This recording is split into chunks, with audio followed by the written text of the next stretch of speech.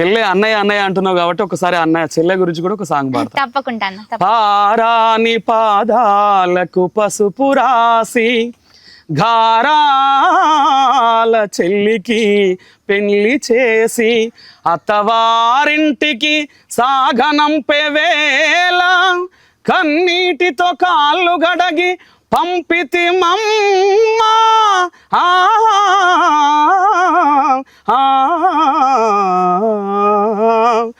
మా ఇంటికి దీపం కంటికి పాపవు నీవే చెల్లెమ్మా మా బృందావనములో నందనవనమై పూసినవేయమ్మా నువ్వు పెళ్ళాయి వెళ్ళి పొంగ పెంచుకున్న మల్లెతిగా కన్నీళ్ళు పెట్టెనమ్మా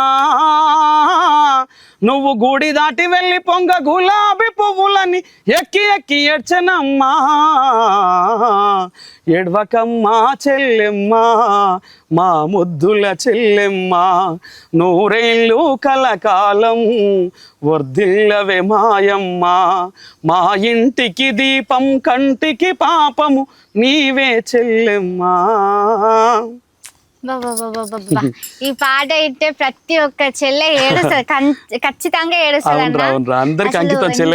అంత మీనింగ్ ఉంది. పెళ్లి చేసుకొని అత్తవారి ఇంటికి వెళ్ళిన వాళ్ళకైతే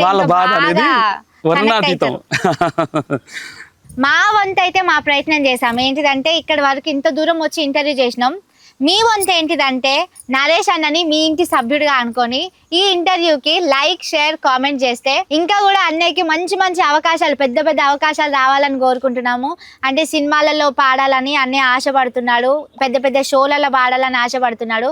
అది అలాగే మంచిగా నెరవేరాలని, ఇంకా గొప్ప గొప్ప అవకాశాలు రావాలని నేను నా తరఫున KRLS క్రియేషన్స్ టీం కూడా మనస్ఫూర్తిగా కోరుకుంటున్నాం. థ్యాంక్ యూ అన్నయ్య. Thank you Chellemma, thank you రా. చెల్లెమ్మ ఒక మాటరా, పాటే మా పయనం అనే ప్రోగ్రాం మీరు చేస్తున్న సేవలకు గుర్తిస్తూ చాలా ధన్యవాదములు. మీ పాటే మా పయనం అనే కార్యక్రమాన్ని మీరు యూట్యూబ్ ద్వారా అందరినీ మాలాంటి మట్టిలో మాణిక్యాలని వెలికి తీస్తున్నందుకు చాలా చాలా కృతజ్ఞత పూర్వక చెల్లిస్తున్నాను అంతే. థ్యాంక్ యూ అన్న, థ్యాంక్ యూ సో మచ్.